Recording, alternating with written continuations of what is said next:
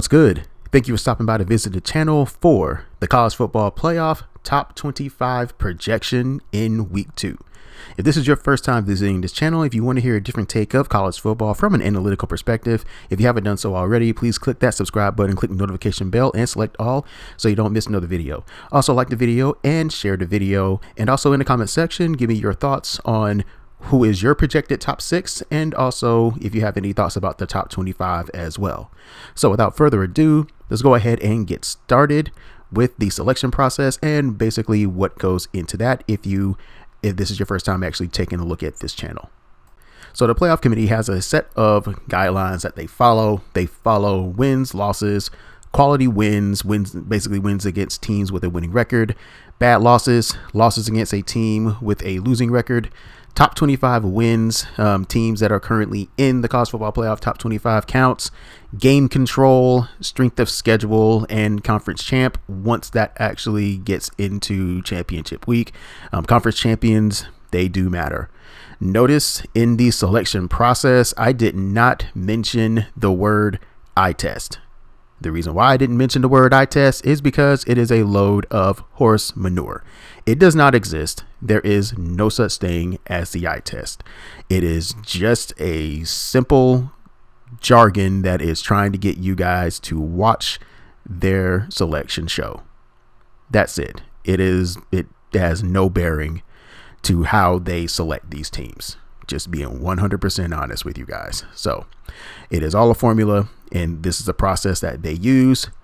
So let's go ahead and get started with the top 25. Curious to see if I'm able to get all 25 teams in. I was able to get 24 out of 25 teams last week in the initial projection. So let's go ahead and get started with the top 25 countdown. All right, so at number 25, I think the committee and I think the model actually did a pretty decent job at figuring out what they think the committee is going to do here. The model is projecting K-State at 25, and I think the committee may acquit K-State based on how they performed against Texas this past weekend. You can make the argument that K-State, had plenty of chances to win the game, but they weren't able to pull off the victory, so they fell short. I think committee may actually give them a reprieve here. At 24, Arizona makes the actual jump here. Arizona is an interesting case, as much as some of these 6-3 teams are. Arizona has 2 top 25 wins and 2 wins against teams with a winning record. The only issue with Arizona is that they lost to a team with a losing record, so they do have that bad loss on their resume. So that could be a problem here, and their game control hasn't really been the best as well. 23, we got North Carolina jumping in at 7-2. Game control, for a 6-3 team, it's okay. They got 3 quality wins, but they also have a bad loss as well on their resume. You just can't lose to Virginia and just expect, people to just put you up in the top 15. Liberty, I predicted Liberty last week, so I'm going to take my shot again. So, Liberty 9-0. They're a G5 school, and G5s don't really get a lot of love here when it comes to the college football playoff. But this is actually a pretty decent G5 team. If their strength of schedule was better, I think they would be ranked a lot higher. Strength of schedule is at 121. They got 4 wins against teams with a winning record, and their game control is actually better than Tulane, which is ahead of them. Tulane is 8-1. They got their loss to Ole Miss, but Tulane has only 1 win against a team with a winning record, and their game control is pretty bad when you compare that to a G5. So very surprised that I didn't see Liberty last week, but I think they make the jump this week. All right, from 20 to 15, we got Notre Dame at 20, LSU at 19. Would not be surprised if they flip-flop Notre Dame and LSU to keep LSU at 20, based on the fact that both teams, they actually do have some quality wins against top 25 teams. The one that I'm going to be interested to see is what they do with Oklahoma, considering that they lost last week, and where they actually put them. Would they put them above Kansas, or will they put them below Kansas? Because if head-to-head matters, Kansas should be ahead of Oklahoma. But Oklahoma should have been ahead of Texas last week if head-to-head actually mattered. So To be blunt, I have no idea what the committee is going to do with Oklahoma here, if they're going to put them above Kansas or below them or whatever the case is. It is an interesting case to take a look at. What I do think is going to happen, though, is Oklahoma State is going to be ahead of OU. They should, based on that. So, well, hey, I say they should, but the committee may do something different.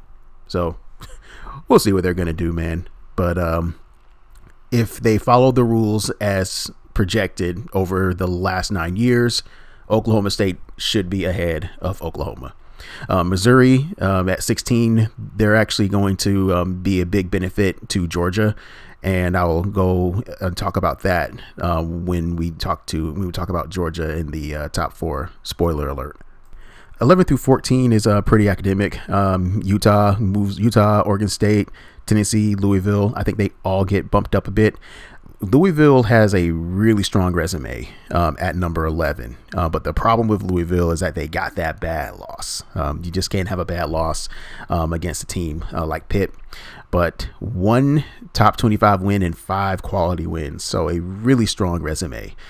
Tennessee actually has an opportunity to boost their resume with a game against Missouri this upcoming weekend. So definitely be on the lookout if Tennessee keeps on winning as well. These schools are really going to help out some of these top 6 schools, especially if they keep on winning and doing their part. 7 through 10. No change between 7, 8, 9. Penn State finally gets into the top 10. Don't really have to talk about it in depth. All 3 of those teams ended up winning their games between Texas, Alabama, and Ole Miss. Penn State, they got Michigan this weekend, so that's going to be a big game. Ole Miss, they got Georgia this weekend as well. Ole Miss has a really strong resume. If Ole Miss does beat Georgia, we're talking about another quality win added to their resume and another top 25 win. Ole Miss has 2 of those and 2 and 5. So that's a really solid resume here. The only problem is Alabama beat them. So Alabama is obviously, they're going to get that head to head.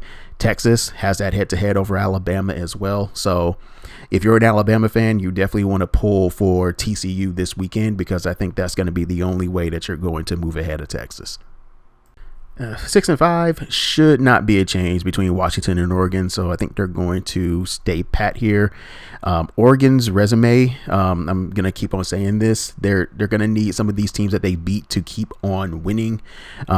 Teams like Texas Tech, some of the schools that they've beaten earlier on, keep on winning. You don't want them to actually keep on losing, because you don't want to have a quality win removed from your spot as well, especially you being at 6. So that top 25 win against Utah is helpful for them, but what could also help them is that some of these schools that they took apart, they kind of put themselves together and keep on winning on their end as well. So that would only help Oregon as well. So Oregon needs a lot more quality wins on their part, because a loss here in any week is going to be devastating for them. And for the top 4, there shouldn't be any drastic changes, to be quite honest with you.